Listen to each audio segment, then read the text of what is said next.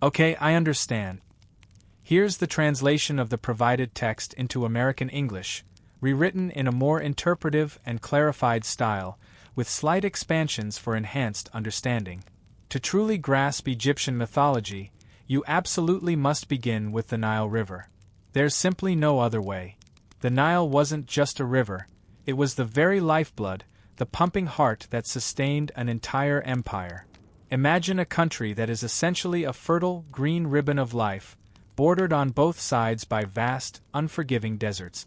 That oasis, that flourishing garden of existence, was the gift of the Nile to the ancient Egyptians.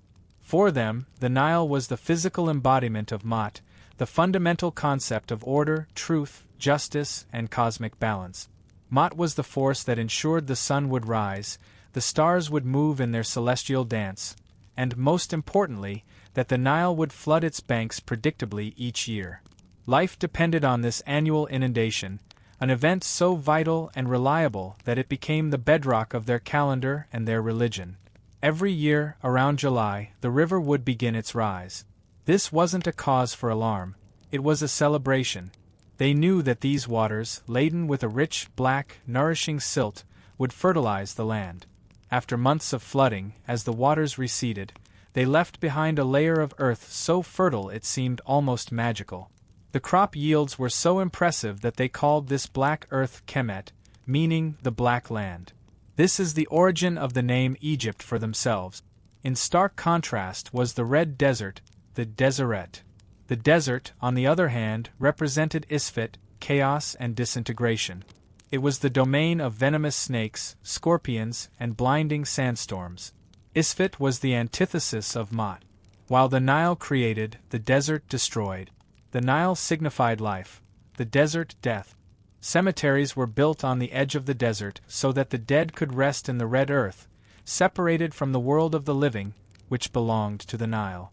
This dichotomy between the green strip of life and the red desert permeates all of Egyptian mythology and their way of life. The constant battle between order and chaos wasn't an abstract philosophical idea, it was something they witnessed every day in their own landscape.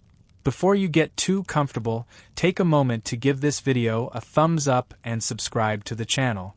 And let me know in the comments where you're listening from and what time it is for you. It's always fascinating to see who's joining us from all corners of the globe. I'm the Night Historian, and my goal is to immerse you in a unique experience as you drift off to sleep. For the Egyptians, the world didn't end at the riverbank. The Nile was the earthly reflection of a celestial river that the gods themselves navigated in their sacred boats. Ra, the sun god, journeyed across the sky in his solar bark during the day and through the underworld during the night, in an eternal journey that mirrored the sun's daily cycle and, by extension, the annual cycle of the Nile's inundation. These floods didn't just provide sustenance, they were a physical reminder that the cosmic order was being maintained.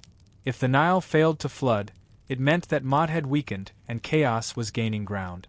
Life itself was at stake. So, when you think about Egyptian mythology, don't just picture gods and pharaohs. Think about the black mud beneath their feet, the overflowing Nile, and the constant threat of the desert. Everything they believed, everything they did, was intrinsically linked to that river. The Nile wasn't just a resource, it was the god that sustained them. For the ancient Egyptians, the world wasn't a finished creation, not like a piece of pottery that's molded once and then left to dry. They saw creation as a dynamic, cyclical act that was constantly being repeated. This concept is key to understanding their entire worldview and their mythology. The clearest example of this is the solar cycle. Each morning, the sun god Ra was reborn on the eastern horizon. His journey across the sky wasn't simply the movement of a star, it was a new act of creation, a reaffirmation of cosmic order over chaos. At night, when Ra set in the west, he entered the underworld, the Duat, where he faced the forces of darkness, particularly the serpent of chaos, Apophis. Ra's victory over Apophis each night ensured that the sun could be reborn the following morning. This daily cycle was a constant battle, reminding them that life and order weren't permanent gifts but something they had to fight to maintain. In the same way, The cycle of the Nile was an annual repetition of the act of creation. As you know, the Nile flooded each year, bringing fertile silt that revitalized the land. For the Egyptians, this inundation wasn't just a natural phenomenon, it was a recreation of the first time the earth emerged from the primordial waters of Nun. The appearance of the fertile land after the flood was an echo of the original creation when the first land, the Benben, arose from the watery chaos. This mindset permeated every aspect of their lives. The pharaoh, for example, wasn't just a king but the embodiment of Horus, the god of order. His primary role was to maintain Ma'at, the cosmic balance. Every ritual, every temple construction, every offering to the gods was an act to collaborate with the cycle of creation, to help the gods keep the world in its place and prevent it from falling back into the chaos of Isfet. They didn't believe in chance.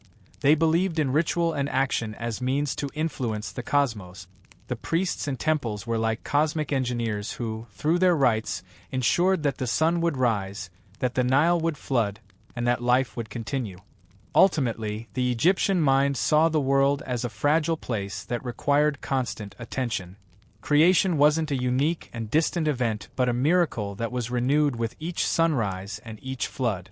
This gave them a sense of purpose and a profound respect for the natural cycles, which were, in essence, the cycles of life itself. In the beginning, there existed only Nun, the primordial ocean, an infinite abyss of chaotic waters. It was nothingness, chaos, absolute darkness, a state prior to existence. From this inert mass, the god Adam emerged spontaneously. He wasn't born, he wasn't created. He simply arose from the waters of Nun upon a primordial hill known as the Benben. This act of self-creation establishes him as the first being and the origin of everything that exists. Alone in the immensity, Adam felt the need to create. Through a solitary act of masturbation, or in some versions, by spitting or sneezing, he gave rise to the first pair of gods, Shu and Tefnut.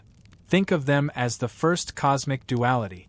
Shu represented the air and the void, the vital space. Tefnut, on the other hand, was moisture and dew, the liquid that allows life.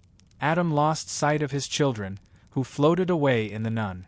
Distraught by their disappearance, Adam tore out his eye and sent it to find them. Upon their return, the god wept tears of happiness, and from his tears sprang the first human beings. Shu and Tefnut, in turn, had two children, Geb, the god of the earth, and Nut, the goddess of the sky. Geb and Nut were deeply in love and always embraced, uniting the sky and the earth in an uninterrupted embrace. However, their union made it impossible for the world to exist since there was no space for life. Adam, through his son Shu, ordered their separation. Shu placed himself between Nut and Geb, lifting Nut above his head, thus creating space. This moment, the separation of the earth and sky, is one of the most iconic in Egyptian mythology. With this division, the cosmos took shape, and the world in which humans could live was created, between the earth of Geb and Nut, under the air of Shu. The myth continues with Geb and Nut, who, despite the separation, had 4 children, Osiris, Isis, Seth, and Nephthys.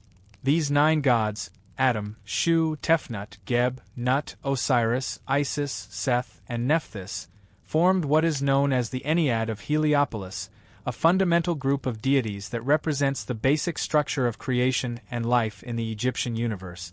This cosmogony, originating in the city of Heliopolis, the city of the sun, explains the universe as stemming from an act of solar self-creation. Unlike other myths that focus on primordial chaos or the word, here, the origin is the sun itself, an active and generative force that gives life, order, and purpose to the cosmos. Each of the gods of the Ennead plays a specific role, building the world piece by piece, from the creation of the elements to the structuring of the divine family that would rule the earth. Now, let's forget everything we said about the sun and self-creation, because the version from Hermopolis is completely different. In this myth, the origin of the universe isn't order but pure chaos. The world was born from a group of 8 primordial gods who existed in total disorder before creation. These 8 gods, 4 masculine with frog heads and 4 feminine with serpent heads, are the Ogdoad. Each pair of the Ogdoad represents an aspect of the primitive chaos that existed before things had form. Nun and Nonnet were the primordial water.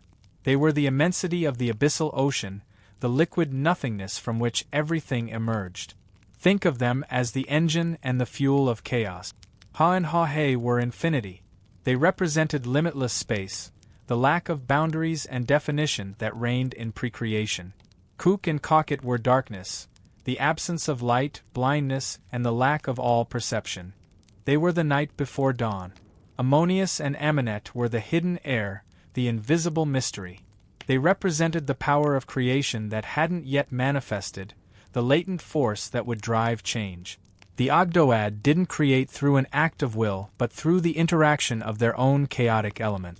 Imagine these 8 gods moving and colliding with each other in a wild, senseless dance. From this chaos, this affliction of darkness, water, air, and infinity, something unexpected occurred. From their agitation arose a hill, the Benben, upon which appeared a cosmic egg. In some versions, instead of an egg, what emerged was a lotus flower. Within this egg or this flower resided the sun god, Ra. With the appearance of Ra, light flooded the primordial darkness. The energy of the sun god was so powerful that it put an end to chaos. The 8 gods of the Ogdoad, having fulfilled their purpose, retreated to the realm of the dead so that order could reign. In some accounts, it's said that they're responsible for ensuring that the sun is reborn each morning, ensuring that creation continues its course. This myth, from Hermopolis, places the focus on chaos as the origin of everything, rather than the will of a god. Creation wasn't a deliberate act but the inevitable result of the collision of primordial forces. It's a more abstract and, in some ways, more philosophical view than that of Heliopolis, where creation was an act of self-will. Chaos isn't bad in itself. It's the necessary force that, when ordered, gives rise to the cosmos. The world, then, isn't born from an idea but from the agitation of nothingness. Unlike the myths of Heliopolis and Hermopolis, which focus on physical acts like self-creation or primordial chaos, the cosmogony of Memphis presents a much more abstract and sophisticated vision of creation. Here, the creator god doesn't emerge from a chaotic ocean or sneeze his children into existence. In this theology, the god Ta creates the world through intellect and the spoken word. The story of the creation of Memphis is inscribed on the Shabaka stone, an ancient artifact that contains a transcription of an even older text. In this account, Ta is the supreme creator and the origin of all things. The other gods, including the Ogdoad of Hermopolis and the Ennead of Heliopolis, are considered manifestations of Ta. It's a radical theological shift that elevates Ta above all other deities. Ta's process of creation is what makes him unique. The myth explains that Ta first conceived the universe in his heart, considered the seat of intellect and thought in ancient Egyptian culture. Once the idea of the world was clear in his mind, he articulated it with his tongue. In essence, he envisioned the universe and then named it, and by naming it, he gave it existence. The text on the Shabaka stone summarizes it this way: all that came forth from him, Ta, was conceived in the heart and ordered by the tongue. This cosmogony is remarkable for its level of abstraction, preceding by centuries later Greek and Western philosophical concepts that hold that creation comes from a logos, a word or a rational principle. Think of the famous phrase from the Bible, "In the beginning was the Word," which has an echo of this idea. While the Greeks, such as the pre-Socratic philosophers, sought a material origin for the cosmos, the priests of Memphis had already conceived of an immaterial and abstract principle, the divine mind and word.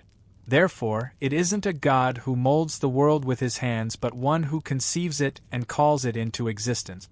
He is the architect of the universe. It is no coincidence that he was considered the patron of artisans and builders. His act of creation through thought and word reflects the idea that true creation is not just a physical act but an intellectual process. This theology elevates the figure of Ta from a local god of Memphis to a universal deity, the source of existence and order itself, a truly advanced concept for its time. For the ancient Egyptians, the sun wasn't just a ball of fire in the sky. It was the god Ra, the supreme monarch, the embodiment of order and life. His daily journey was the most important event in the cosmos, an eternal cycle of creation, death, and rebirth. The day began on the eastern horizon. Ra, in his form as a sacred scarab beetle, Khepri, emerged from the primordial waters of Nun. The scarab, which pushes a ball of dung to lay its eggs, was the perfect symbol of the sun rising over the horizon. Khepri represented dawn, youth, and hope, the birth of a new day. As the sun ascended to its zenith, the god took on his most well-known and powerful form, Ra, the midday sun. At this stage, the god traveled in his solar bark, the boat of a million souls, across the sky, accompanied by a retinue of deities. In this bark, Ra was responsible for maintaining cosmic order and illuminating the world of the living. Finally, at sunset, the sun descended below the western horizon and transformed into Atum, the setting sun. Atum was the manifestation of the aged sun, preparing to die and enter the dangerous underworld, the Duat. The journey through the Duat was a path full of dangers, demons, and battles. Ra's nightly journey was divided into 12 hours, each with its own meaning and challenge, as described in funerary texts like the Book of Amjuat. Hour 1. Ra enters the Duat.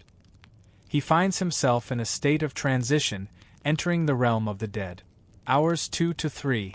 Ra travels through the watery regions of the Duat.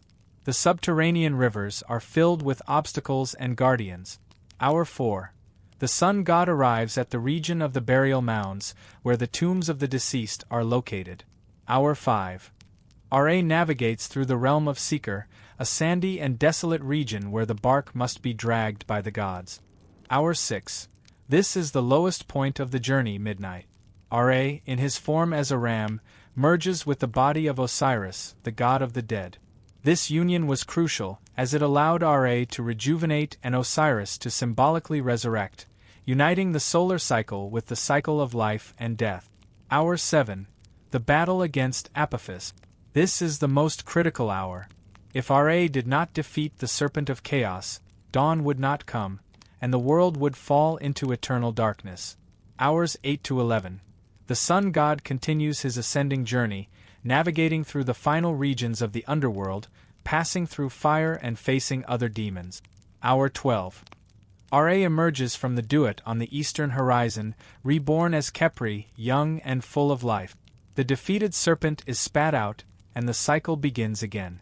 The struggle against Apophis, Ra's battle against the Serpent of Chaos, wasn't just a story.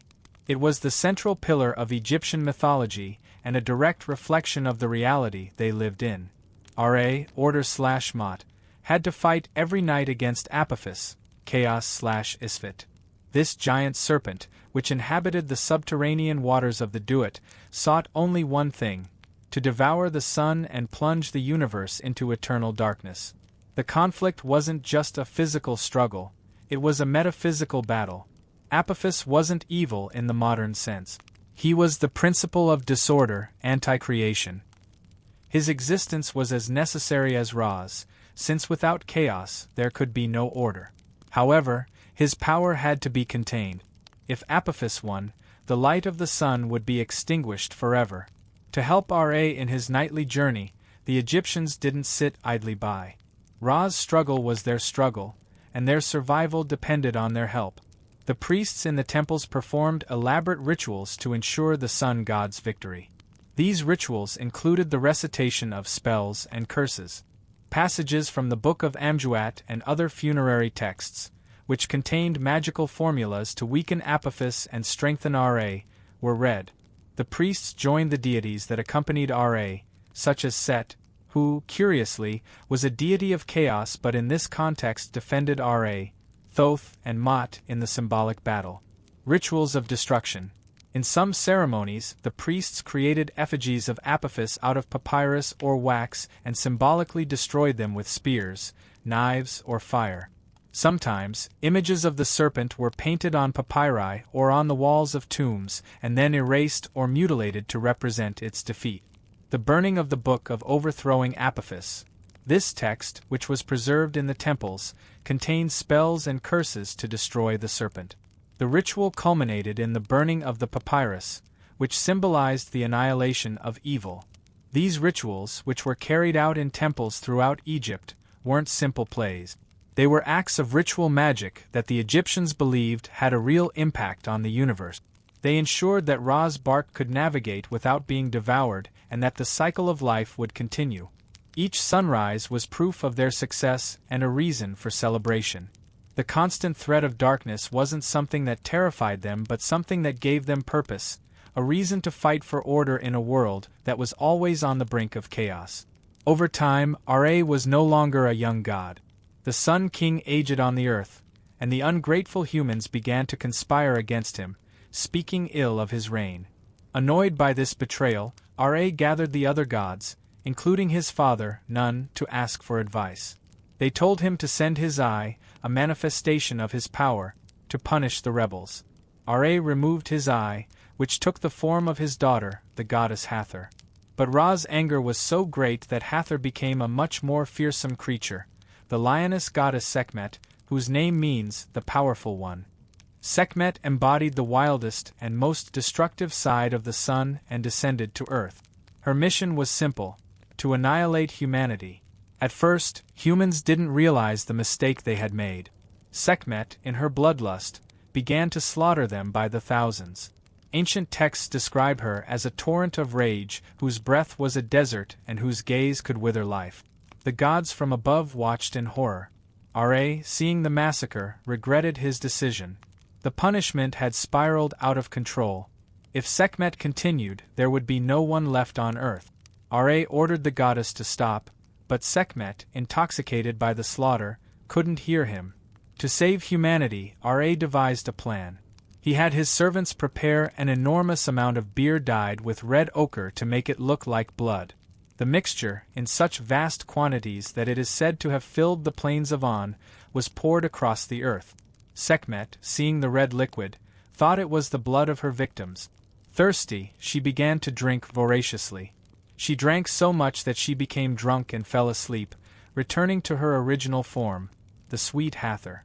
Upon awakening, her thirst for blood had disappeared. Humanity had been saved by a hair's breadth, thanks to a divine deception and a monumental drunken stupor. This myth is a reminder that even the gods could regret their actions and that, despite their power, chaos could be defeated with cunning, not just force. Following the massacre and the salvation of humanity, Ra, feeling tired and betrayed, decided that he could no longer rule the earth directly. He had seen the malice of men, and although he had saved them, his faith in them had vanished. Instead of living among them, the Sun King decided to ascend to the sky to rule from there. The myth tells that Ra climbed onto the back of the celestial cow Nut and rose into the firmament. From his position high above, he could continue to watch over humanity, but he would no longer walk among them. He left the responsibility of government to the descendants of Geb and Nut, establishing a line of succession that began with his grandson Osiris. This retreat of Ra from the earthly world was a crucial event in Egyptian mythology, as it served to justify the power and authority of the pharaoh.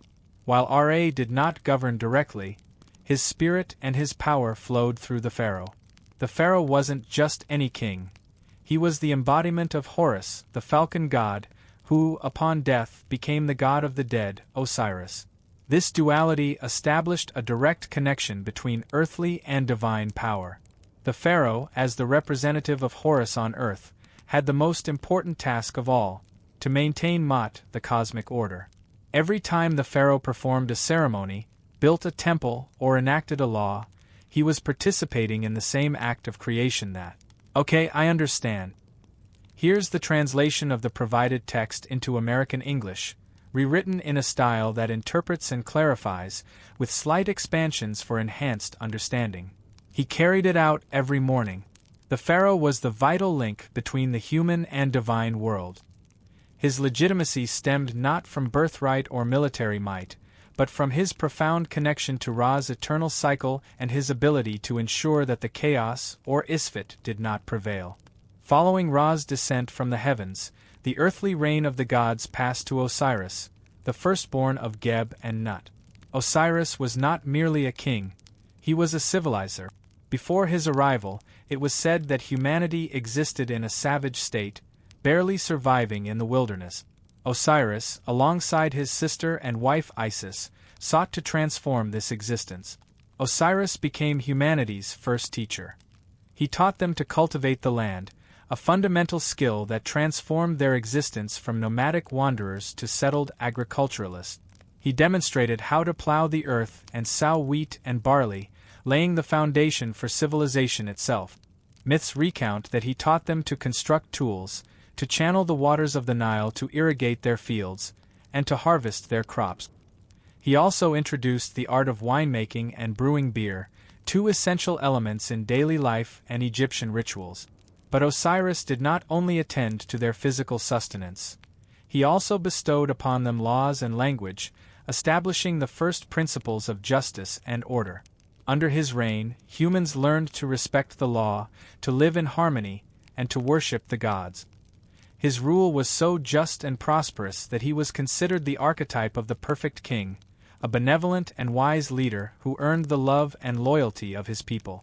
If you're still listening at this point in the video, I hope you've already subscribed to the channel. I am the Nocturnal Historian, and my desire is to cultivate a vast community of people who love the night and the pursuit of knowledge. Thousands of individuals from all over the world connected by that intrinsic desire to know more, to better understand themselves, and to live a more fulfilling life. As I always say, understanding history is crucial to avoiding repeating the mistakes of the past. And for that reason, I encourage you to take a few seconds to subscribe and share this video with your knowledge-loving friend. And of course, if your generous spirit moves you, consider offering a super thanks to this humble servant. Regardless, I am immensely grateful simply for sharing this moment with me. Now then, let's continue with the story. After civilizing Egypt, Osiris departed to travel the world, bringing knowledge and agriculture to other lands. He left Isis as regent, and her rule became a golden age of unprecedented peace and prosperity. This era of benevolence and order is remembered as humanity's first golden age, serving as the bedrock for everything that followed. Osiris became the embodiment of life, growth, and the order that could only exist thanks to the Nile River. Osiris's success and popularity stirred immense envy in his younger brother, Set. Unlike Osiris, Set was a god of the desert, chaos, and violence. Where Osiris represented the calm and order of the Nile, Set embodied the scorching heat of the desert, the sandstorm that destroys all in its path. Set's envy morphed into a consuming hatred. The most famous myth details how Set devised a plan to assassinate his brother. He commissioned the construction of a beautiful chest, precisely measured to fit Osiris, and adorned it with gold inlays and precious stones.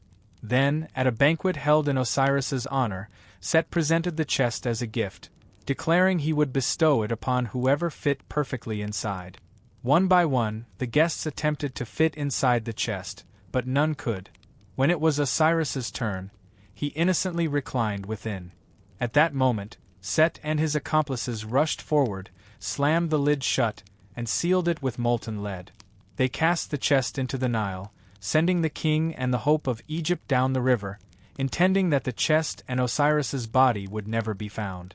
But Set's plan did not end there. To ensure that Osiris could not return or find peace in the afterlife, Set retrieved the chest, opened it, and dismembered his brother's body into 14 pieces. He scattered each part throughout Egypt, aiming to prevent its restoration. This act of dismemberment was not merely murder. It was an act of isfet, pure chaos, an attempt to undo the cosmic order. By tearing Osiris's body to pieces, Set sought to destroy the king's integrity, and with it, the integrity of the kingdom Osiris had created. The physical disintegration of Osiris's body mirrored the dissolution of the order that Set sought to impose. The murder of Osiris was a cataclysmic event. The news reached Isis, who, in desperation and with a broken heart, embarked on a relentless search for the 14 pieces of her beloved husband. With this murder, the reign of the gods ended in an act of betrayal, giving rise to one of mythology's most emotional and poignant sagas, a story of love, vengeance, and resurrection. In the wake of Set's terrible crime, the world plunged into chaos, but one goddess, heartbroken yet with unwavering resolve, refused to accept defeat. Isis, the great sorceress, the goddess of the throne, embarked on a painful and tireless quest. Her mission was to find each of the 14 pieces of her beloved husband Osiris's dismembered body. It is said that Isis, transformed into a Milan, a bird of prey symbolizing protection and mourning, flew over all of Egypt from the delta to the south. She wept as she flew, and from her tears sprang the waters of the Nile, filling the channels with the pain of her loss. She was not alone in this mission. Her sister Nephthys, the goddess of funerary rites and protector of the home, who, curiously, was also Set's wife, aided her in her search. Nephthys, horrified by her husband's cruelty, sided with Isis, demonstrating a loyalty that transcended familial ties. One by one, Isis and Nephthys found the parts of Osiris. They traveled throughout the land, recovering the scattered fragments. At each location where they found a piece, they built a sanctuary or tomb to commemorate him. This explains why there are so many tombs of Osiris throughout Egypt. The last fragment to be found was the penis, which had been swallowed by a fish in the Nile. Unable to recover it, Isis's magic was so potent that she could create a clay substitute. This detail is crucial. The body was not complete, but Isis's magic was so powerful that it didn't matter. This act cemented her status as the quintessential protective mother and wife, capable of defying even death to protect those she loved.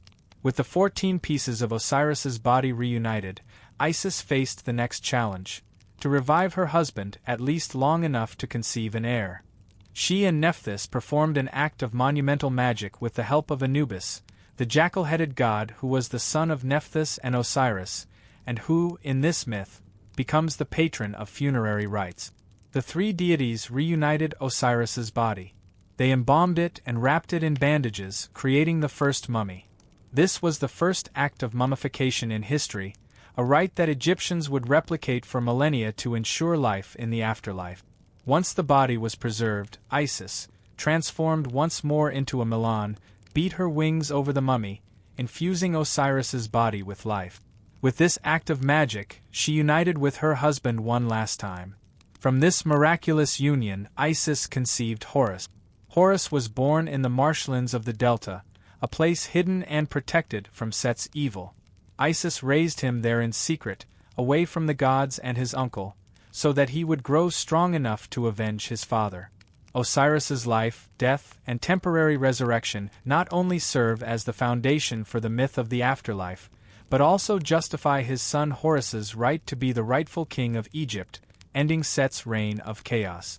The story of Horus's birth is one of hope, of order triumphing over chaos, and of a mother who fought against the gods in death for her son's future. After growing up in the marshlands of the Delta, Horus emerged as a young and powerful god, ready to claim his father's throne.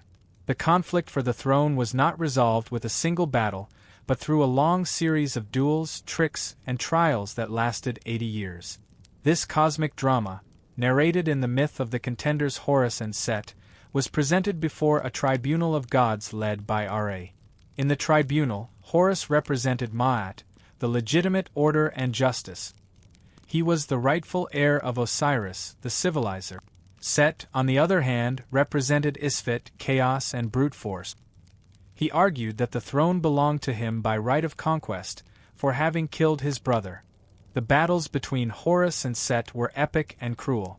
In one of the duels, Set, with his cunning, managed to tear out Horus's left eye.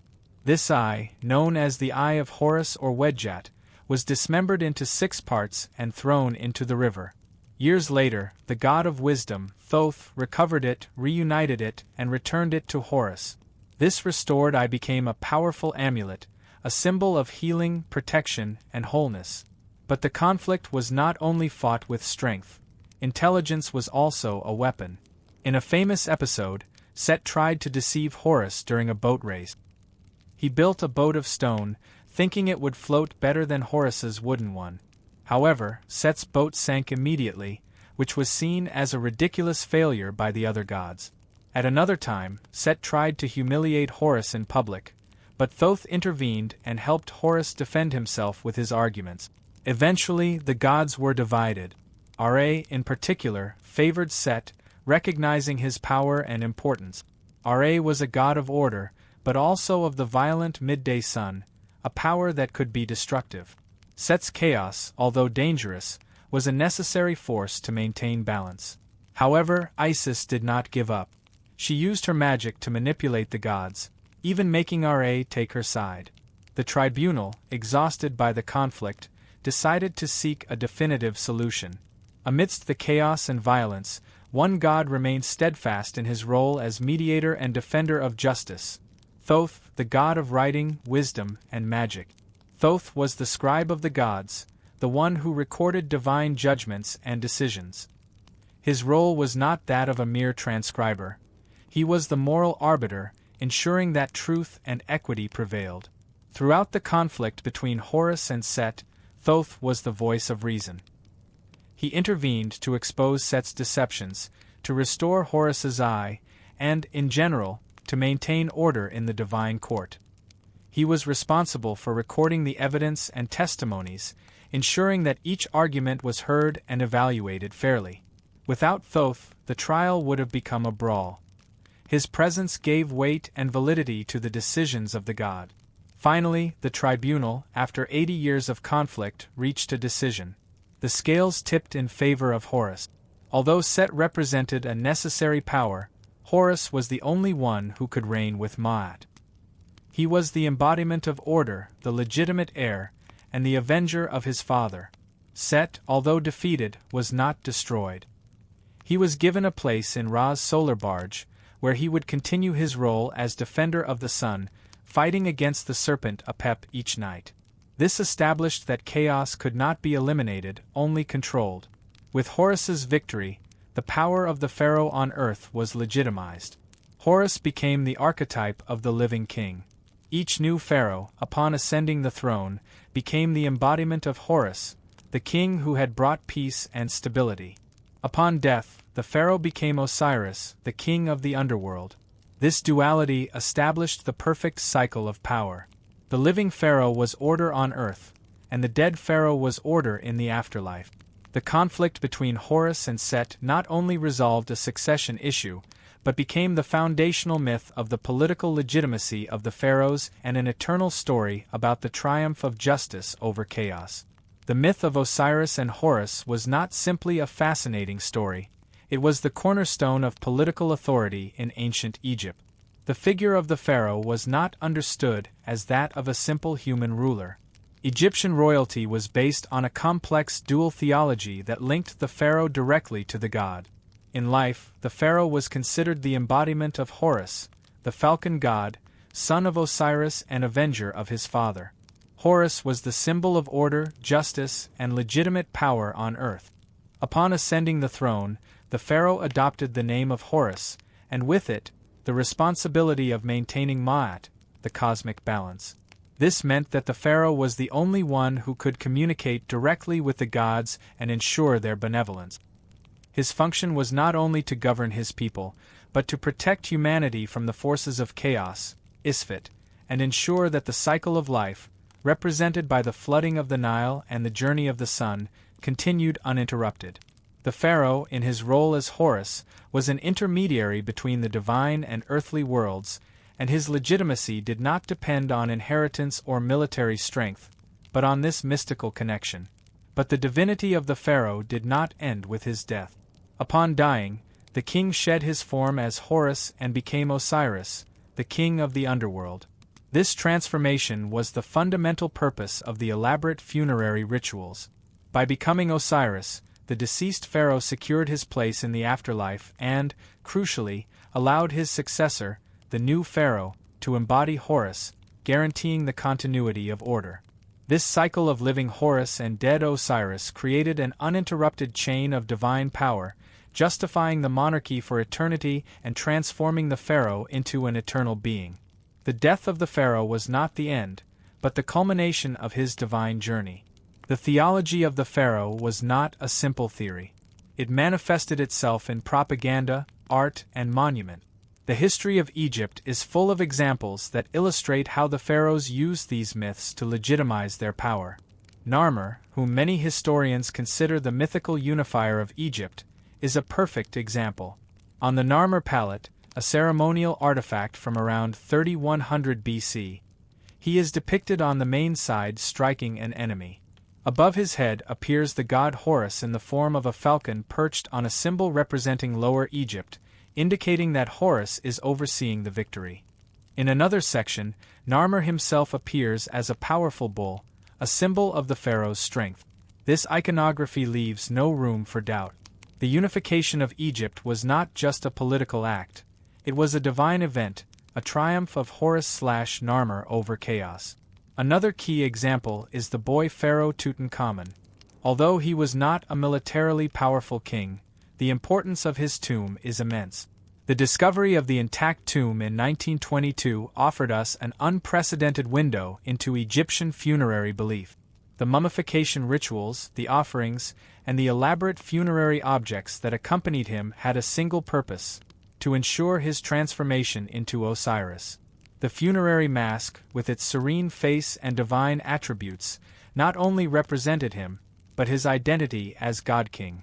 The entire tomb was a map for his journey to the afterlife, so that his soul, the Ka and the Ba, could unite with Osiris and continue his eternal life. Tutankhamun's tomb is the most tangible proof that the funerary ritual was not a simple farewell, but a fundamental act of pharaonic theology. Finally, the reign of Ramses II, a powerful pharaoh of the New Kingdom, is a testament to how propaganda could use pharaonic theology. In the famous Battle of Kadesh, Ramses faced the Hittites. Although the result of the battle was a draw, Ramses immortalized it in the temples as a total victory. In the reliefs of the Temple of Abu Simbel, he is seen fighting alone against thousands of enemies with the direct help of the gods. He is depicted in his chariot firing arrows while the god Amonisare whispers words of encouragement and power to him. The narrative is not that of a human leader, but that of a divine being, an incarnate Horus protected by the gods who defeats the armies of chaos. The texts say that Ramses, feeling surrounded, prayed to Ammonius, who responded with a shout, "I have given you the strength of a god." This propaganda solidified his status as the god-king on earth. For the ancient Egyptians, death was not the end of existence, but a transition to another form of life. However, this transition was not simple, since the conception of their being was much more complex than ours. They did not believe in a single soul, but in several parts that had to be reunited in the afterlife to achieve immortality. Think of the human being as a cosmic puzzle. The most important part was the Ka, the life force or energy that animated a person. It was born with the individual and accompanied him throughout his life. The Ka was what allowed a person to eat, drink, and live. It was the divine spark that made a body alive. After death, the Ka needed a house, a place to rest and receive offerings. That is why tombs and funerary statues were built, so that the Ka had a place to inhabit. The offerings of food and drink that were left in the tombs were not for the body of the deceased, but to nourish his Ka in the afterlife. Then there was the Ba, which can be translated as the personality or the psyche. The Ba was what made a person unique. It had the ability to move freely, to travel between the world of the living and the world of the dead. It was represented as a human-headed bird, and its mobility allowed the deceased to visit the earth during the day and return to his tomb at night. If the Ba could not find its body, it would be lost forever, which underscored the importance of mummification. The Ak was the third crucial part of the soul, and represented the glorified or transfigured spirit. It was not obtained at birth, but was achieved after a successful death and the passage of Osiris's judgment. Only if the person was declared justified of voice could he become an Ak. The Ak was immortal and timeless, and its existence ensured the individual's eternal life. Beyond these three main parts, the Egyptians believed in the power of the shadow, which was the dark form of the being, and the name, Run, which contained the essence of identity. If someone's name was erased from history, as happened to Akhenaten, their existence in the afterlife was in grave danger. Each of these parts was vital to the continuity of being in the afterlife. Death, then, was a state of disintegration where these parts separated. Funerary rituals aimed to reunite all these parts, allowing the individual to live forever. The process of mummification was not a simple preservation of the body, but a sacred ritual aimed at ensuring that the parts of the soul could unite in the afterlife. Without an intact body, the Ka had no home and the Ba could not find its way back. The process lasted 70 days. The priests, dressed as Anubis, the jackal-headed god, performed the ceremonies. The first step, and the most crucial, was the extraction of the organs. An incision was made on the side of the body, and the liver, intestines, stomach, and lungs were removed. These organs were not discarded. They were preserved and placed in canopic jars, each with a lid representing the 4 sons of Horus responsible for protecting them. Duamutef, the jackal, protected the stomach. Kabasanuf, the falcon, protected the intestines. Hapi, the baboon, protected the lungs. Amset, the human, protected the liver. The heart was left in the body, as the Egyptians considered it the seat of intellect and emotions, and it was necessary for the final judgment.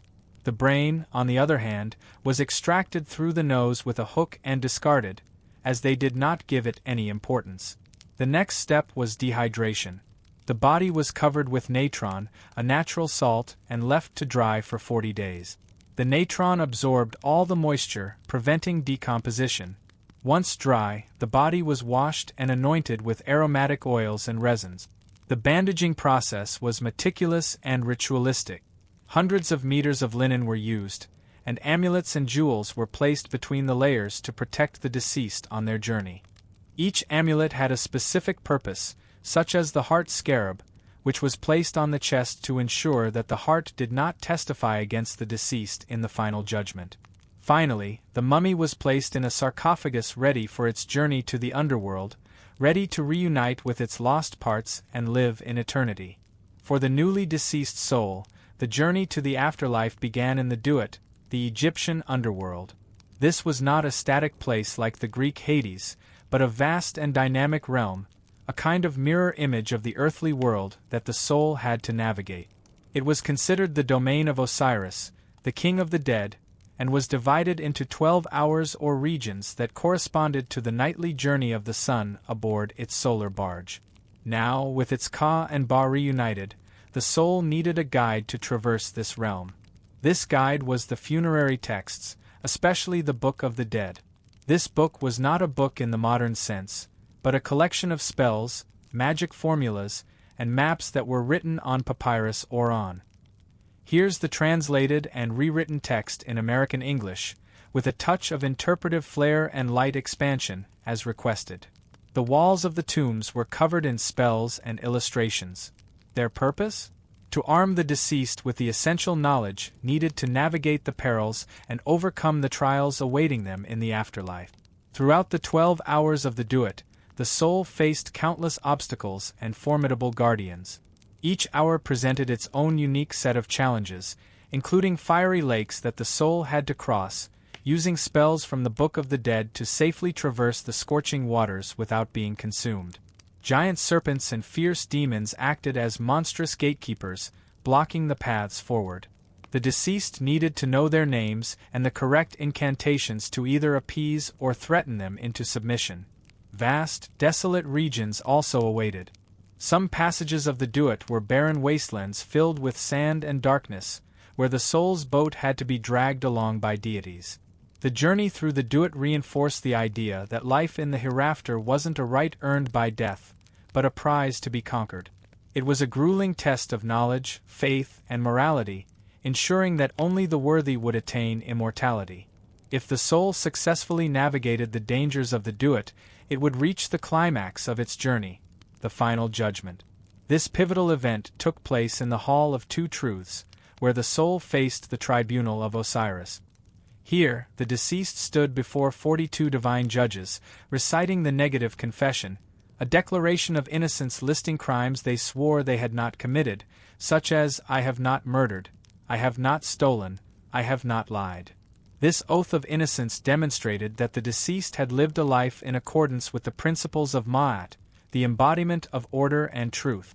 The climactic moment of the judgment was the weighing of the heart. The Egyptians believed the heart to be the seat of consciousness and morality, and it was placed on one side of a scale. On the other side was the feather of Ma'at, representing truth and justice. The jackal-headed god Anubis oversaw the balance, while the ibis-headed god Thoth recorded the outcome of the trial. If the heart was as light as the feather, it signified a life well lived, and the deceased was deemed worthy of immortality. But terror was never far away.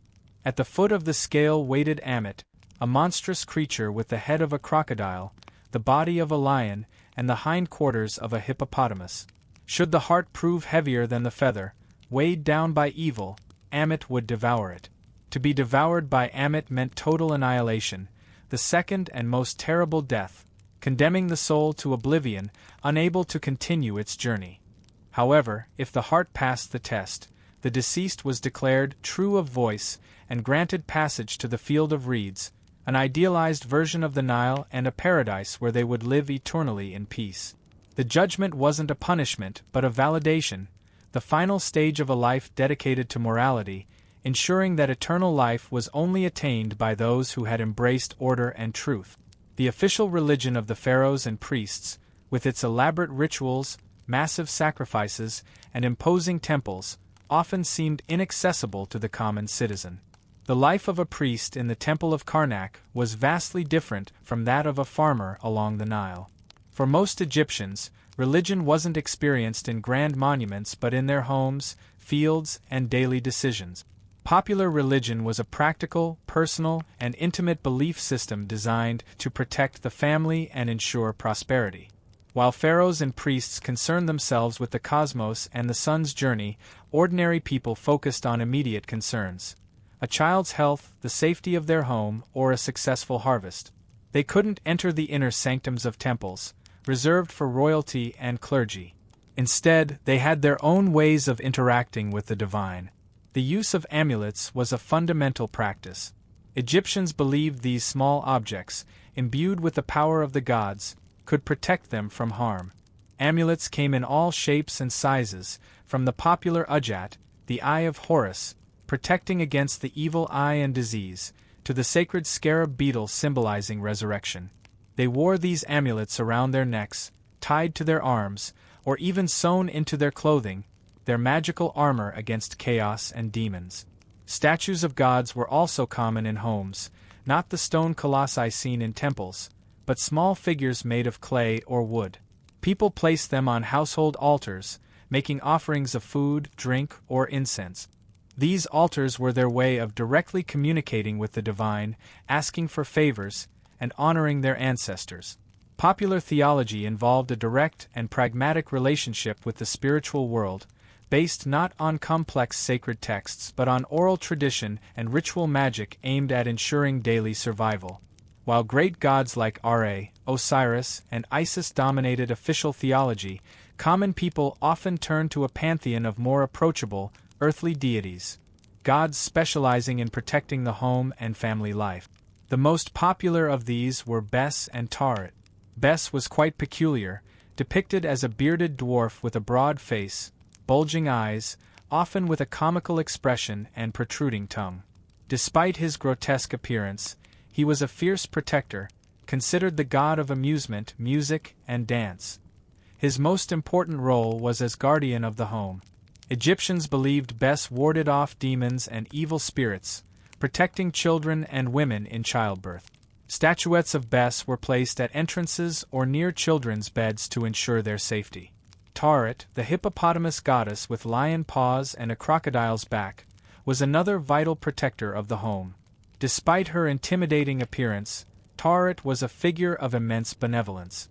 Her name meant the Great One, and she was primarily invoked to protect pregnant women and newborns. Egyptian women, facing great risks during childbirth, saw her as their supreme protector. Amulets and statuettes of Taret were placed in homes to ensure safe delivery and the health of mother and child. Taret's fierce aspect was believed necessary to scare away demons attempting to steal babies or harm mothers. Bes and Taret represented the kinder face of Egyptian mythology. They didn't rule the sun or the underworld but were the gods people trusted for everyday life. Their popularity demonstrated that for Egyptians, religion wasn't a distant affair of pharaohs and temples but a system of faith adapted to their needs, protecting what they held most sacred: their home and family. For the ancient Egyptians, magic wasn't a trick of illusion or a mystical force opposing nature. Magic, known as Heka, was a fundamental cosmic force, one of the first things to exist in the universe, even before the gods. Heka was the power of creation itself, the energy allowing gods to manifest their will. Think of it not as supernatural but as a science of the cosmos, the technology with which gods, and by extension humans, could interact with the universe. Egyptian belief held that the god Heka was a deity in his own right, protector of Ra on his nightly journey. His power was the basis of all rituals. When a priest recited a spell or a doctor administered a remedy, they weren't asking for a favor but using the force of Heka to manipulate reality, a form of knowledge, a kind of sacred physics. The use of Heka was fundamental to maintaining Ma'at, the cosmic order. Priests used magical rituals to ensure the sun rose each morning and the Nile flooded. On a personal level, common people used magic to protect themselves from illness, evil spirits, and the dangers of daily life. Amulets, statuettes, and spells on medical papyri were tools of Heka. It wasn't enough to pray to a god, one had to use the proper means to activate their power. Magic was a tool, an active way to participate in the order of the world. Myths weren't just ancient stories, they were the foundation of daily life. The legends of Osiris and the Nile were lived and celebrated with each agricultural cycle. The Nile was the Nile, but also a manifestation of the god Hapi, the god of the flood, bringing the black silt to fertilize the land. Each year, as the Nile began to rise, rituals were performed to ensure a prosperous flood. Priests made offerings and recited spells to invoke Hapi.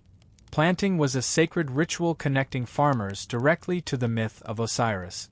By burying seeds in the ground, they replicated the burial of Osiris, the necessary death for life to flourish. Germinating and growing seeds were a direct symbol of Osiris's resurrection, his triumph over death and chaos.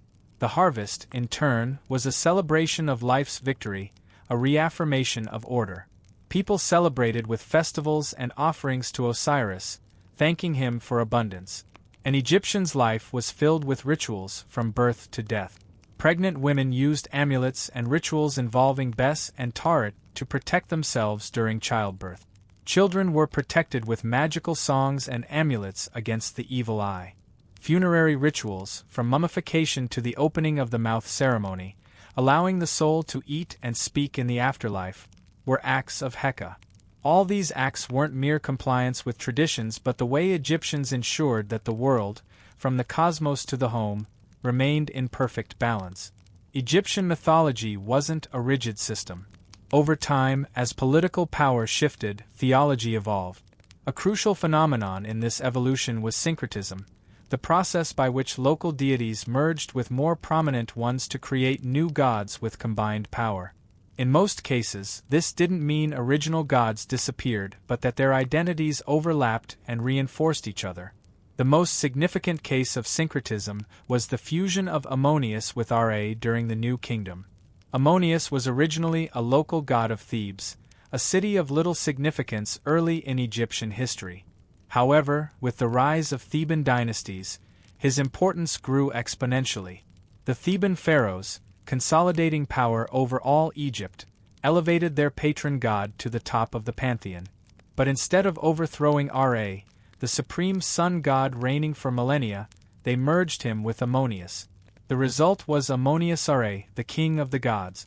This new deity possessed not only the creative and solar power of Ra but also the mystery and hidden power of Ammonius, whose name meant the Hidden One. He was a solar god who manifested in the invisible air and in creation. His cult spread throughout the empire, and his main temple in Karnak became the largest and richest religious complex in the ancient world. The pharaohs, in turn, proclaimed themselves sons of Ammonius Ra, reinforcing their legitimacy. The fusion of Ammonius and Ra wasn't an isolated event. The same phenomenon occurred with other deities. For example, Osiris was a composite deity combining the creator of Memphis, the god of the Saqqara cemetery, and the king of the dead, creating a powerful funerary deity encompassing creation, death, and resurrection. Similarly, Sobek-Ra merged the crocodile god of fertility and fury with the sun god. Syncretism was a pragmatic and theological process. It allowed local deities to retain relevance in a centralized empire while making official religion more complex and powerful, a way to integrate new beliefs and maintain cohesion in a constantly changing kingdom, demonstrating the fluidity and adaptability of Egyptian theology over the centuries. The theological evolution of Egypt experienced a radical break with the pharaoh Akhenaten, who ruled during the 18th dynasty. Akhenaten, originally named Amenhotep, attempted to impose an unprecedented religious reform, abandoning traditional polytheism to adopt the worship of a single god, Aten. This was a revolutionary act challenging centuries of tradition and therefore labeled by his successors as the Amarna heresy. The god Aten was the solar disk, but Akhenaten elevated him to unique status. Aten wasn't just a manifestation of Ra but the sole creator deity of the universe. The cult of Aten was based on the idea that the light and heat of the sun were the only source of life, and that this power manifested in the omnipresent solar disk in the sky. Akhenaten declared himself the sole intermediary between Aten and humanity, breaking the millennia-old tradition that pharaohs were incarnations of Horus and priests, the only ones who could communicate with the gods. This reform had profound political and artistic implications.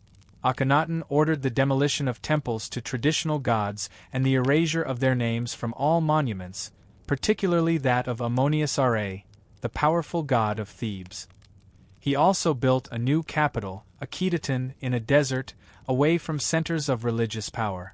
The art of this period also underwent a drastic change, moving away from static, formalistic representations to adopt a more naturalistic and personal style. Figures of Akhenaten and his family are shown with elongated heads, bulging bellies, and more realistic features, a reflection of the new theology centered on the pharaoh's personal connection with his god. Despite the pharaoh's audacity, his theological revolution was short-lived. There are several reasons why the cult of Aten didn't prosper. The first was opposition from Ammonius-Ra priests. Akhenaten's reform stripped these priests of their enormous power, wealth, and influence, and they fiercely opposed the erasure of the gods.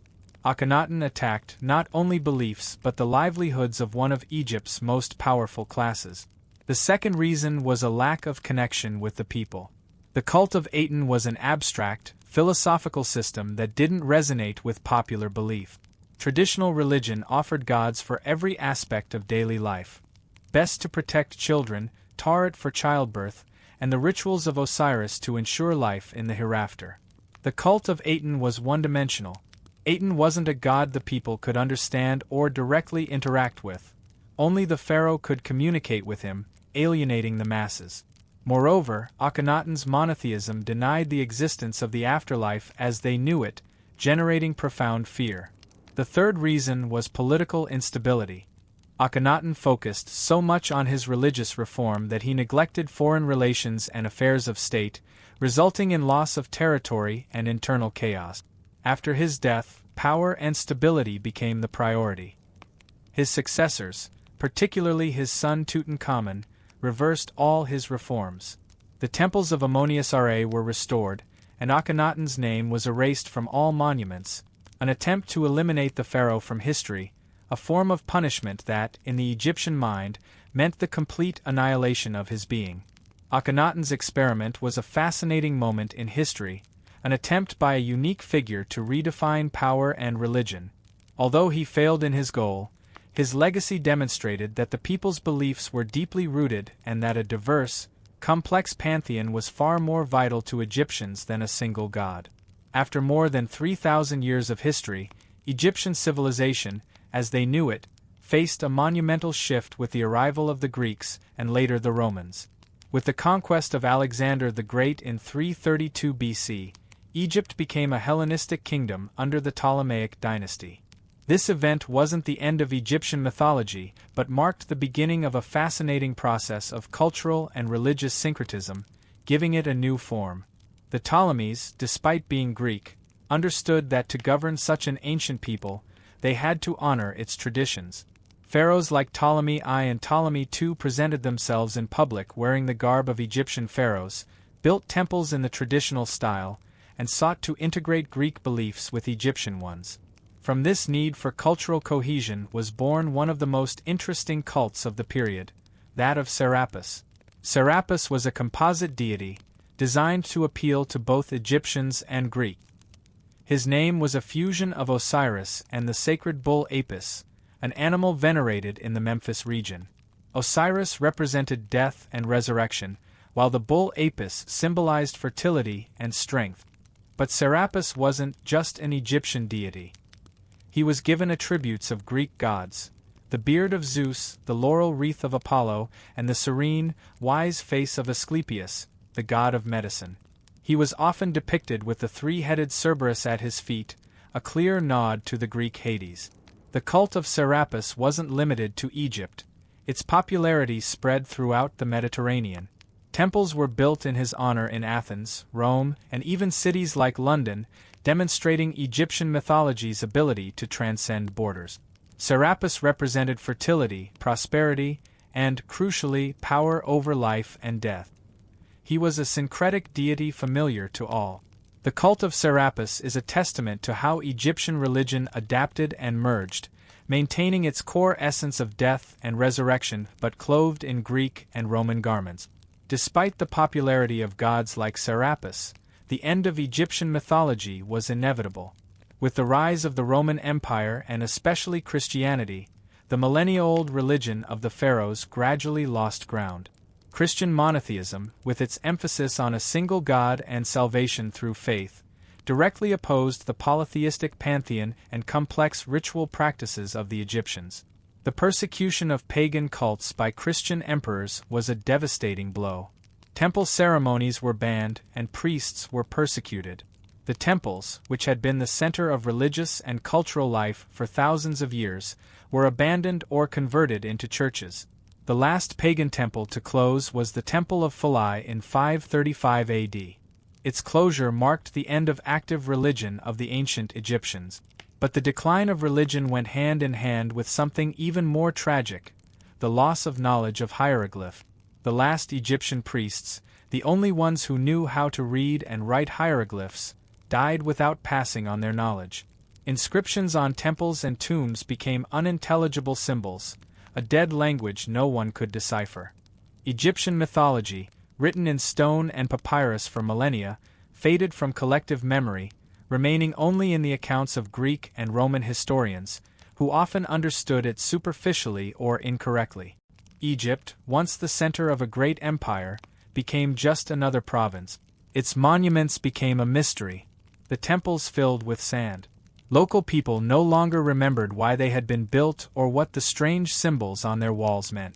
The culture, art, and beliefs that had dominated for millennia became a distant memory, an enigma.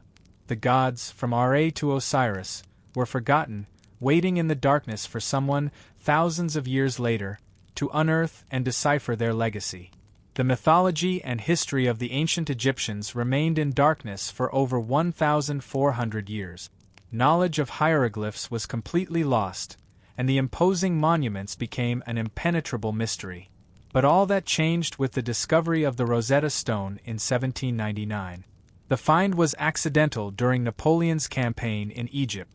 A French soldier named Pierre-François Bouchard, while working on demolishing an old fort near the city of Rashid, Rosetta, in the Nile Delta, unearthed a slab of black granodiorite.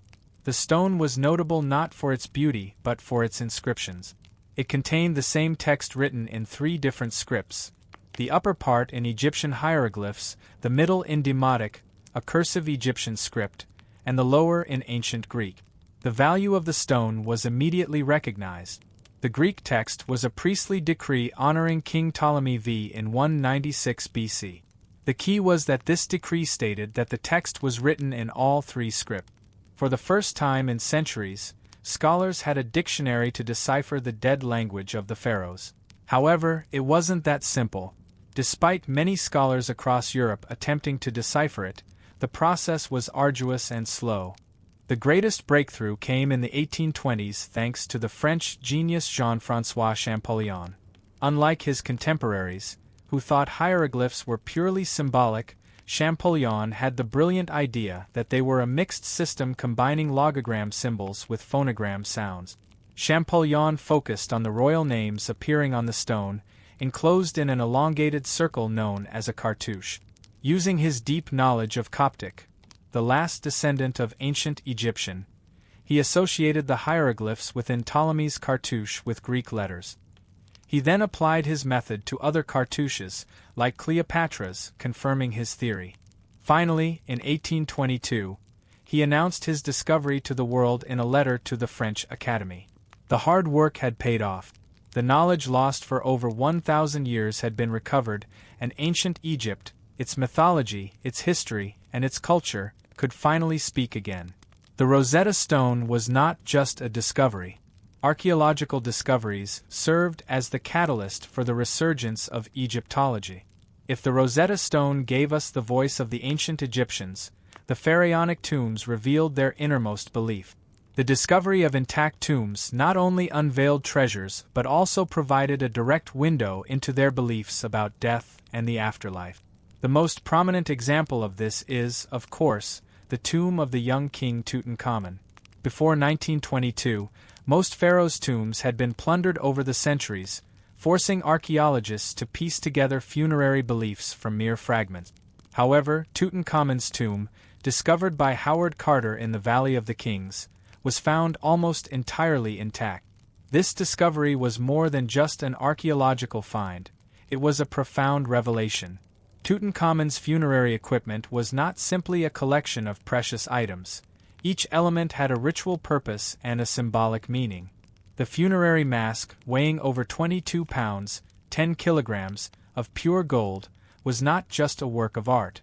It was believed to be one of the forms of the funerary deity that the pharaoh would become after death, granting him the ability to interact with the Masha, the blessed spirits.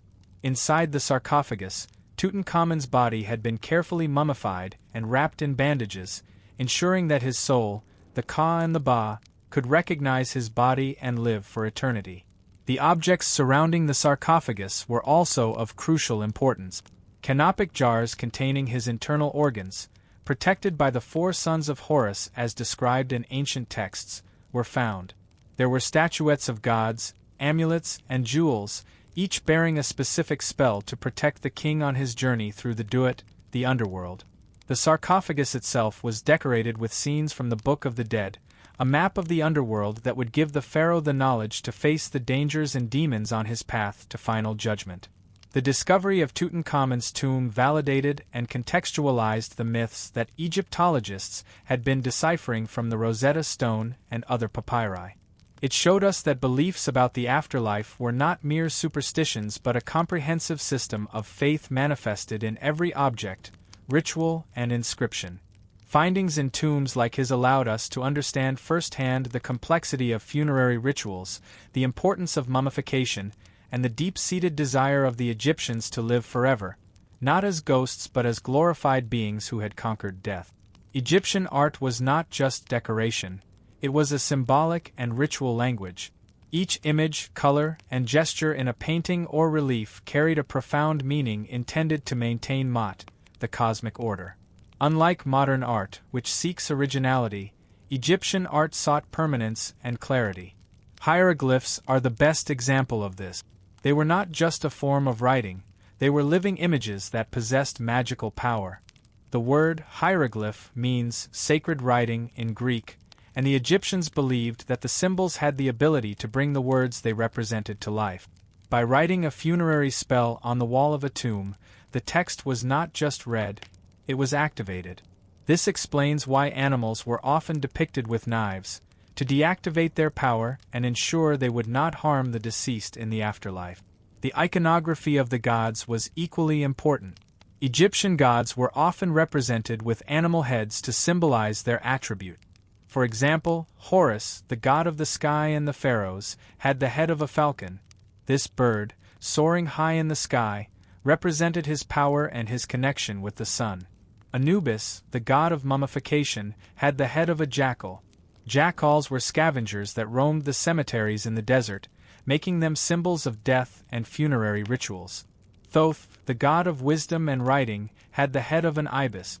This bird, found in the marshes of the Nile, was considered wise and scholarly due to its methodical behavior. Colors also carried symbolic meaning. Green and black symbolized the fertility of the Nile and rebirth, while red and white were associated with the desert and chaos. Every detail in a work of art was a key to understanding a complex cosmology. Horus is one of the most important and complex gods in the Egyptian pantheon. His iconography, whether as a falcon or as a man with the head of a falcon, is not coincidental. The falcon was the lord of the sky, and its eyes were the sun and the moon. As we have seen, the myth of Horus is about the victory of order over chaos. His birth and his struggle against his uncle Seth established him as the legitimate heir of his father, Osiris. This story is not just a tale of revenge. It is the foundation of the pharaonic monarchy. The pharaoh in life was considered the earthly incarnation of Horus, the god who reigned over the world of the living. His power did not come from his lineage but from his divine connection. The Eye of Horus, known as the Udjat, is one of the most recognized symbols of ancient Egypt. After Seth tore it out in battle, Thoth magically restored it. The restored eye became a powerful amulet, a symbol of protection, healing, and regeneration. In the Egyptian pantheon, Horus's influence extended far beyond governance and royalty. He was a god of war and hunting, representing strength and skill. Additionally, as a protector of children, he was invoked to ward off illnesses.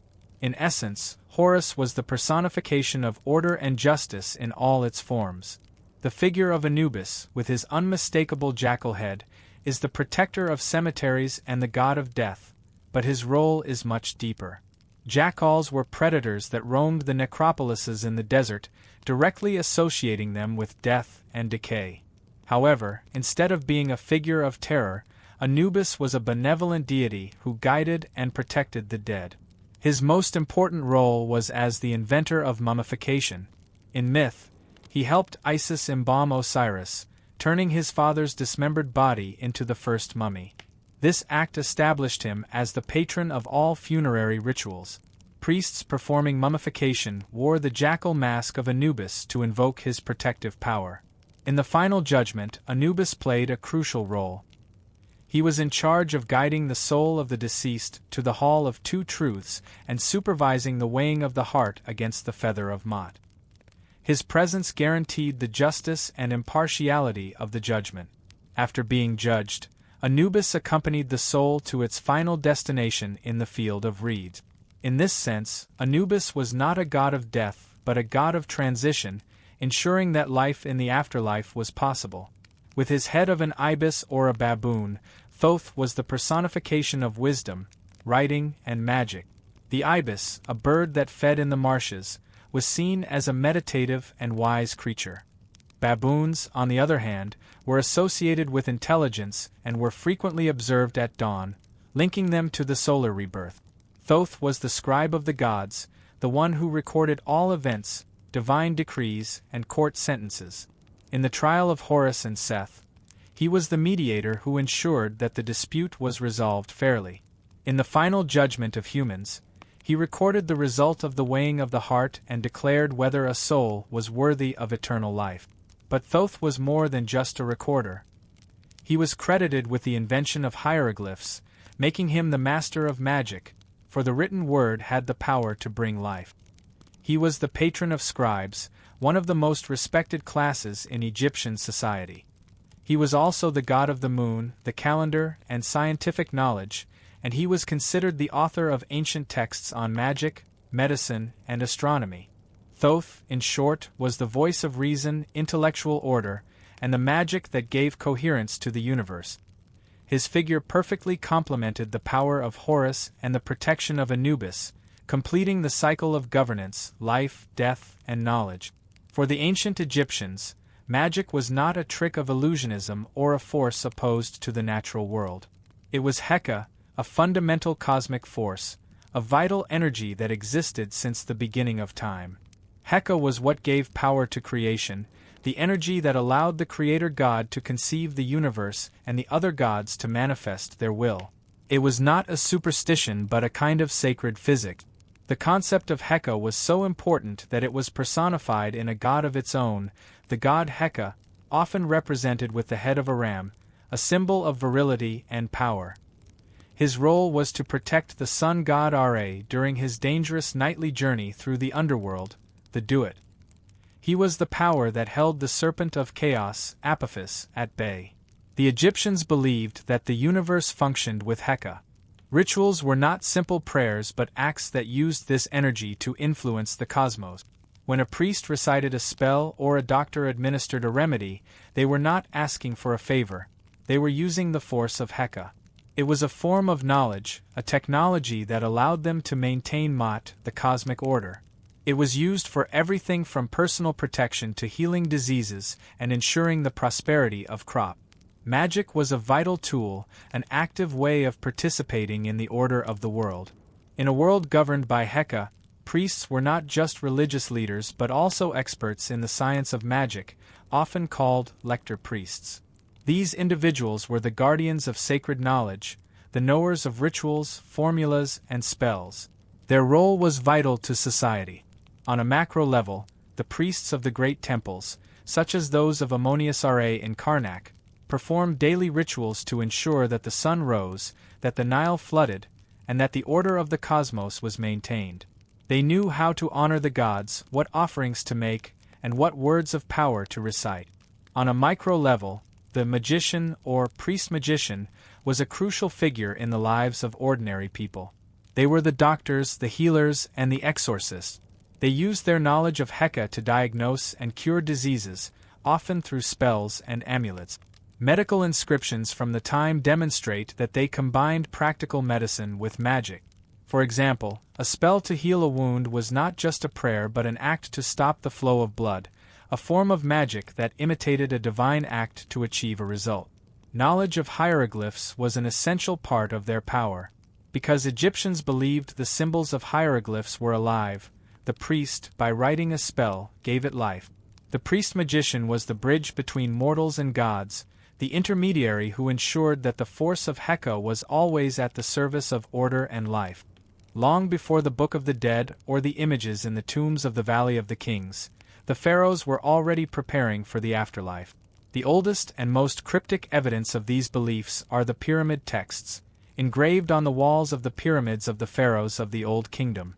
These were not books in the modern sense but collections of spells and magical formulas inscribed in the corridors and burial chambers. Their purpose was simple but crucial: to help the deceased pharaoh complete his transition and become an Ankh, a glorified spirit living among the gods. The pyramid texts were the pharaoh's guide for the journey to the afterlife, designed to ensure that the king overcame all obstacles, identified with the gods, and joined the imperishable stars of the night sky. Unlike later beliefs that promised immortality to everyone, these texts reflect a much more elitist view of the afterlife. Immortality, in this early vision, was a privilege reserved exclusively for the pharaoh. The texts contained detailed instructions, such as the names of the guardians of the underworld and the words of power to open doors and overcome dangers. The vision of the afterlife in these texts was very different from what we know today. While the Book of the Dead focused on the judgment of Osiris, the heart of the pyramid texts was the ascension to heaven. There were spells for the pharaoh to transform into a bird or an insect to fly alongside the god. Other texts instructed him on how to join Ra in his solar bark or how to take his place among the stars that never set, the circumpolar stars, considered a place of eternal life. There was no mention of the judgment of souls. The pharaoh, by his very divine nature, had direct access to heaven. These texts, with their poetic and often obscure language, are the foundation of all Egyptian funerary literature. The concepts of Ka and Ba were already present, and the rituals of mummification, although in an early stage, aimed to ensure that the pharaoh's body was ready for resurrection. The pyramid texts are proof that, from its inception, Egyptian civilization was deeply linked to the idea that death was just a door and that eternal life was the ultimate goal of existence. With the end of the Old Kingdom, the pharaoh's power weakened, and regional rulers gained more influence. This political change brought with it a crucial theological shift. The exclusivity of eternal life, which had previously been only for the king, was extended to the nobility and high-ranking officials. The knowledge and rituals for life in the afterlife, once a royal monopoly, became democratized. This shift is evident in the coffin texts. As their name suggests, these texts were inscriptions painted or engraved on the wooden coffins of the Egyptian elite. Unlike the pyramid texts found inside stone tombs, these spells were placed directly on the coffin, making them more accessible to the nobility.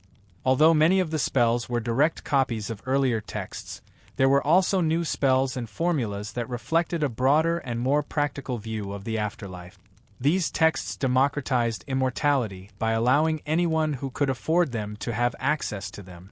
It was no longer an exclusive privilege of the pharaoh. However, the afterlife they described was much more detailed and full of dangers.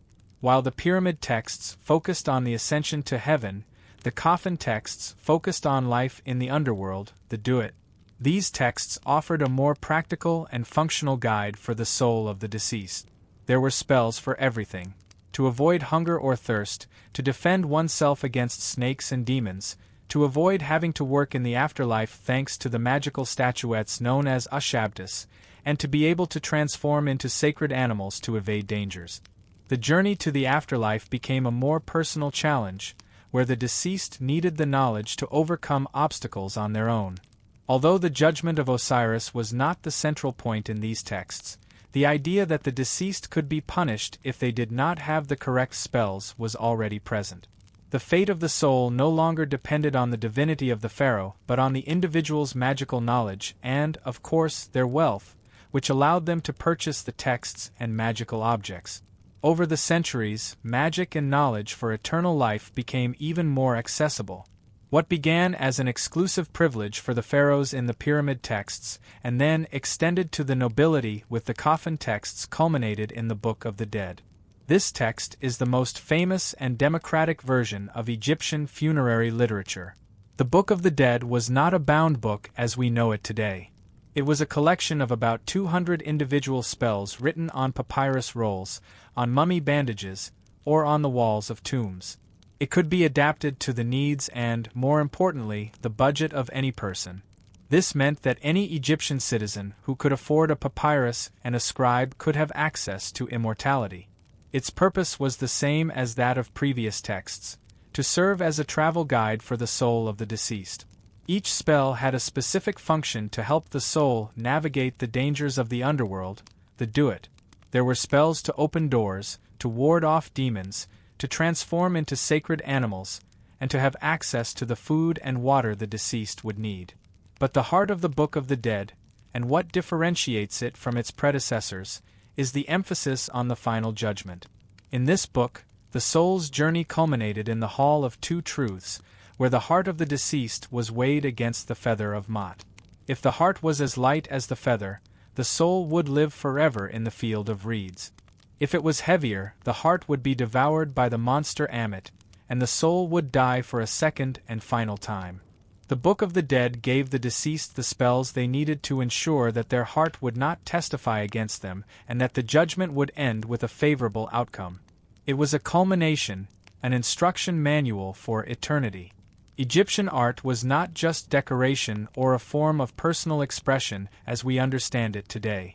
It was fundamentally functional and ritualistic. For the ancient Egyptians, art was a magical tool, a form of Heka that had the power to manifest reality. Every statue, relief, or painting not only represented an object or a scene but also gave it eternal existence. A drawing of a food offering in a tomb was not just a memento. It was believed that the offering would materialize in the afterlife to nourish the Ka, the soul of the deceased. This belief in the power of art explains why the Egyptians were so methodical in their style. Art did not seek realism but clarity and permanence. Figures were represented with a strict canon. The head in profile, the eye facing forward, the shoulders and chest facing forward, and the rest of the body in profile. This unnaturalistic perspective ensured that all the essential parts of the body were represented, ensuring its functionality in the afterlife. Funerary sculpture, for example, was not a portrait but a spare body for the Ka in case the mummy was destroyed. The connection of the Egyptian gods with animals was not an arbitrary artistic choice. It was a reflection of their mythology and their vision of the natural world. Animals possessed qualities and behaviors that made them perfect symbols for divine attribute. Anubis, the jackal. Anubis was represented with the head of a jackal for a very pragmatic reason. Jackals and wild dogs roamed the cemeteries of the desert. Instead of seeing these creatures as a threat, the Egyptians associated them with death and the afterlife. In this way, the jackal became a guide and protector of the dead, a guardian of the necropolises. Horus, the falcon. The falcon was the lord of the sky, one of the birds that flew the highest and could observe the world from above. That is why Horus was represented with the head of a falcon. He was the god of the sky and the sun, and his figure embodied the power of the pharaohs. His eyes, in myth, were the sun and the moon, symbolizing the daily cycle of light and darkness. Thoth, the ibis. The ibis, a long-billed bird found in the marshes of the Nile, was considered a wise and solitary creature. Its reflective and methodical behavior made it the symbol of Thoth, the god of wisdom, writing, and magic. Thoth was also represented as a baboon, another animal known for its intelligence. Animal symbolism was a form of visual language that communicated the essence of the gods at a glance. They were not simple costumes but the manifestation of their powers in the natural world. For the ancient Egyptians, magic was not an abstract concept, it was an active force in daily life. Amulets were the most common objects of power that people used to harness that force called Heka. They were not simple ornaments.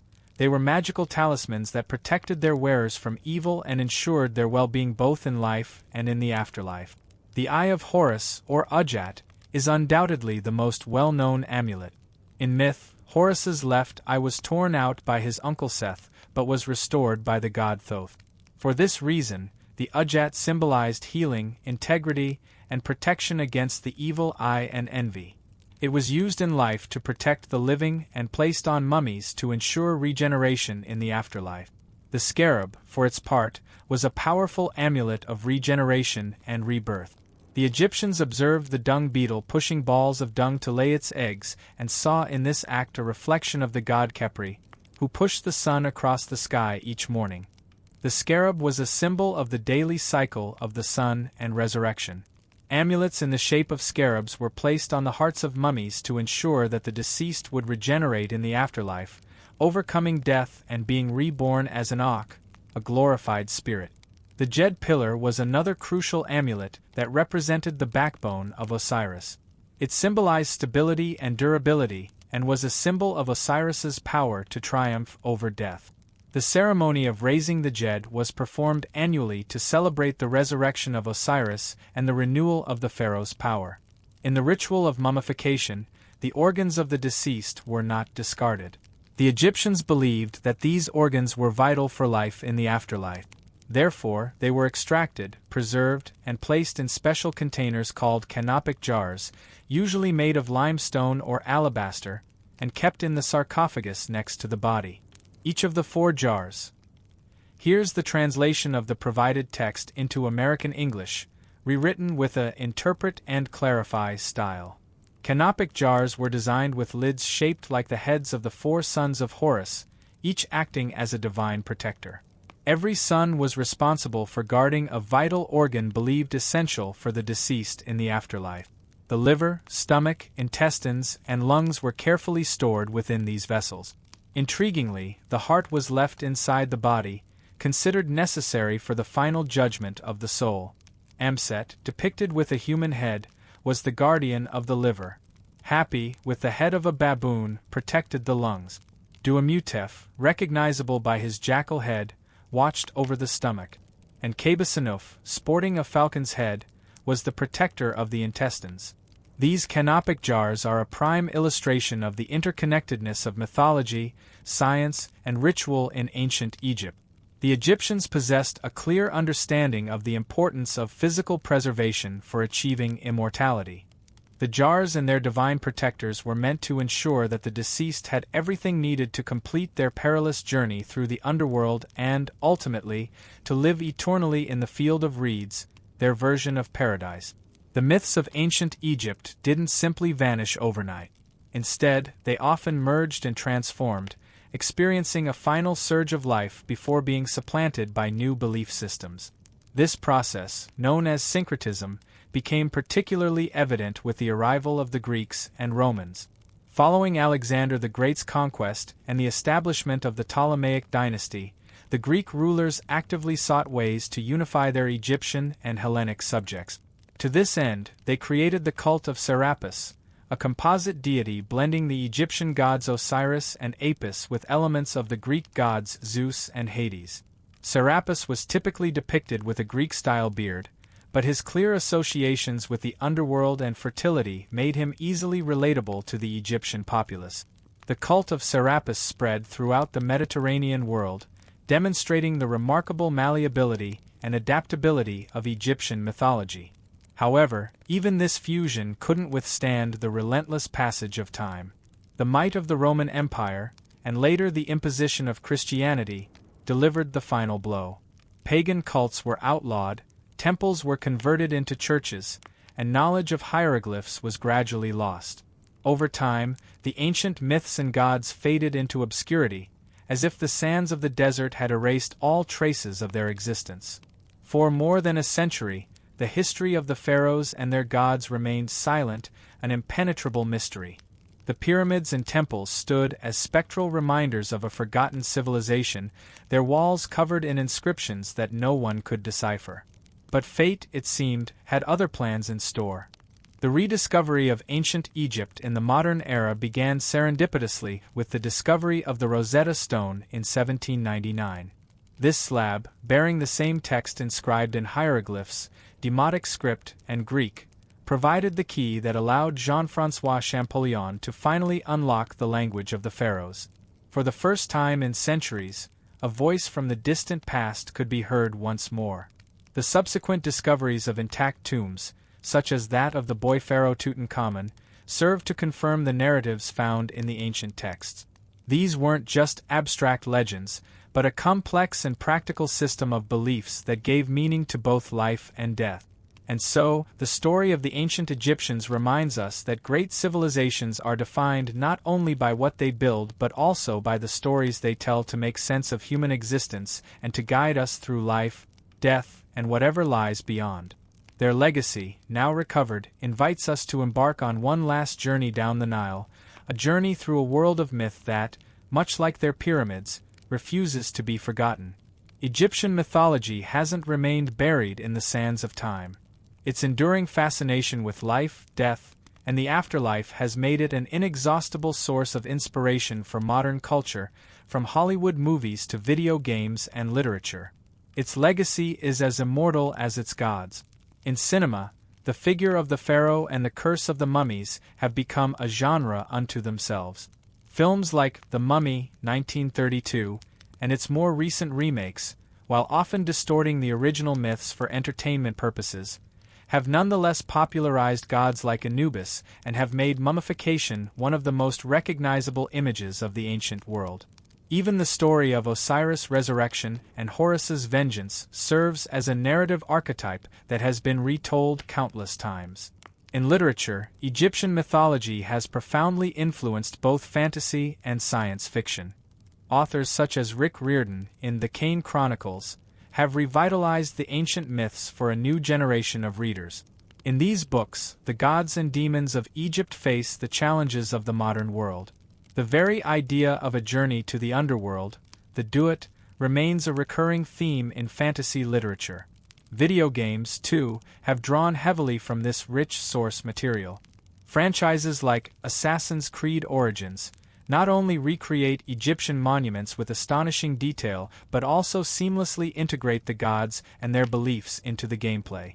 players can explore the temples of Ammonius Ra and witness how people practiced their faith in daily life.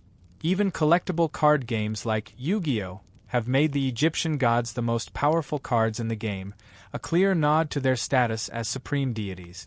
In contemporary art, Egyptian iconography has been embraced by artists worldwide. The Eye of Horus has become a popular symbol of protection and mysticism, while pyramids and sarcophagi remain potent symbols of mystery and power. The enduring fascination with ancient Egypt lies in its ability to present a coherent and complete worldview, where every act, every ritual, and every image has a cosmic purpose. Modern culture, despite its distance in time, continues to find in the Nile and its myths a wellspring of wisdom and inspiration for exploring the enduring questions of life, death, and destiny. If this journey through Egyptian mythology has seemed lengthy, it's because the history of the Egyptians was far more than a simple collection of tales about gods and heroes. It was a complete system, a way of understanding life that was constructed with the same meticulous care as their pyramids and temples. It's easy to admire the ruins and the architecture, but the true masterpiece of the Egyptians was the universe they created in their minds, a cosmos imbued with meaning. This civilization didn't just build monuments to stand for eternity, it created a mythology to guide souls toward it. Their obsession with death wasn't a morbid fascination, but a deep conviction that life was only the beginning of a much grander journey. We see in the Nile, in the cycle of the sun, and in the stories of Osiris the constant search for purpose and beauty in a world that always teetered on the edge of chaos. At the end of this long journey, we're left with the image of a culture that knew how to harmonize the earthly with the divine. They understood that a river could be a god, that a pharaoh could be the embodiment of justice, and that a heart, when weighed against a feather, could determine the fate of a soul. I hope you enjoyed this tale, and that it helped you relax as you listened to a bit of good history. This is El Historiador Nocturno, your faithful companion for your sleepless nights. If you liked the story, leave a like and subscribe to become part of this nocturnal and cultured community. Thanks for listening. Until the next adventure.